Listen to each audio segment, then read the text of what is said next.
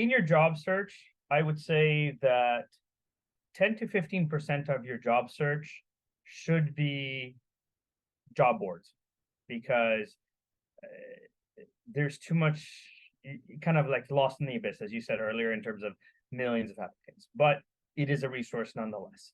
Then 25% of your job search should be employment agencies, recruiters, headhunters. Why? Because they already have relationships with companies. Now, you should register with a few agencies because I'm going to assume that some of them are not going to like you. They don't like your name, they don't like your accent, they don't like your age, they don't like your particular background, whatever. Obviously, we're Canadian or North American, we're very polite, and we're not going to tell you why we don't like you. We're just going to ignore you or dismiss you for whatever reasons. But if there is a few that do like you, they tend to work on the same job orders because companies that are working with agencies will use multiple agencies to try and get people faster. So if you have two or three agencies recommending you to one job, you're more likely to get interviewed there. The next 25% should be LinkedIn. Now, on LinkedIn, again, I've seen some horrible LinkedIn profiles because, like, for example, I was talking to a CFO who basically had CFO, the name of the company that he worked for, and and how long he's been there, and then previous job CFO, how long he worked for there. And I looked at him, I said, have you done mergers and acquisitions? Have you done complex transactions? Have you done complex financial modeling? Have you done investments? What elements of a CFO have you actually done in your career? Just because your title is CFO does not necessarily mean that you know how to handle particular things, because there's a difference between a CFO that knows how to acquire other companies and look at all the finances versus a CFO that's handling investment portfolio versus a CFO that is looking just at how much money the company's making. And so if your LinkedIn is generic or does not have information on it, you're doing yourself a disservice.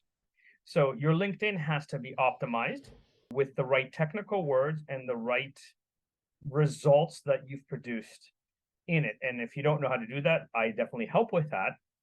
25% of your job search should be networking. Okay. Networking and referrals. So going to events. So things like, let's say, the Board of Trade or Chamber of Commerce of a city, right? The Project Management Institute. Why? Because those are high-level individuals that usually attend there.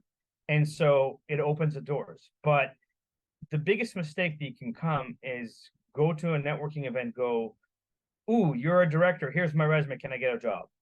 No, you haven't earned the right. You have to build a little bit of rapport. You have to kind of get to know them a little bit first before you jump into I need a job. You have no idea how many times I've been to networking events where people walk by me and go, oh, you sound important. Can I have your card? Like, sure. Not even my name, not even nothing. They just take my card. And then the next day they send me an email, go, I got your card at the networking event. Here's my resume. Can I get a job? I'm like, I don't know you. I mean, unless your resume is spectacular, and again, in most cases, they're not, then there. I was in Ottawa. I was in an event, ironically enough, called Networking for Nerds. Okay. And it was mostly like software developers, techie people. And I came in and there was 3 or 4 individuals that seemed to know each other, having a conversation. So I politely kind of approached and kind of listened in and kind of joined the conversation. And they were all technical writers. And they were kind of mentioning that, they're here trying to find leads for getting more gigs as a technical writer consultant. And I kind of looked at them and I was listening to them and I said, okay, do any of you have some of samples of your technical writing on LinkedIn, for example? And they looked at me with the biggest arrogance, like, no, why would we do that? Because someone's going to steal our content. And I said, but if you're not sharing samples of your writing, I'm not saying the whole document, but at least samples, how are you getting referrals? Because you're at an event called Networking for Nerds trying to drum up business. So at the bare minimum, you should be at events such as a Board of Trade event or a Project Management Institute event, because those are leaders that have the authority to hire. Networking for nerds is individuals that work for companies that don't have authority.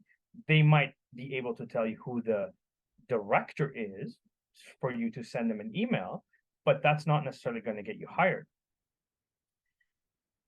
And they kind of looked at me like, well, what makes you such an expert? And the way they said it rubbed me the wrong way so much that I just looked at them and said, let me see. I've written 10 books. I've been in recruiting for nearly 20 years, working with companies like Deloitte, Tata Consulting Services, Aecon Constructions, Apotex Pharmaceuticals. So small to global clients, kind of all around. I've written 20 manuals for companies, right? And I've personally helped over 11,000 people land their dream job now in as little as 2 days. And I've been published in various magazines, such as Disrupt Magazine and Bazinga Magazine and Brains magazines. That's what makes me an expert. And as soon as I said that and they kind of understood my credibility, one of them actually turned around and wrote, like, what were you saying that we need to do about LinkedIn? And, can you clarify that? But again, LinkedIn can be a phenomenal resource if it's used correctly. And you need to make sure that, again, you're not giving me generic, yes, I'm an engineer kind of conversation. Then the remaining 15% or so that is left should be creative opportunities to find a job. Meaning, for example, go and buy a box of donuts and send it to the department that you want to work with. Put your resume inside the box of donuts. Pay a window washer to glue your resume on the outside of the window. Go at 5 a.m. to the offices and print your resume, and the newspapers that are being delivered to the executive, put your resume in each section, for example. So there is ways and there's script for how to kind of get a job that does not have a job description yet, where you're creating your own job description. Those are the best jobs to have because you get to dictate the working conditions, you get to dictate the work, you get to dictate the pay. But most people don't do this because it takes a little bit longer.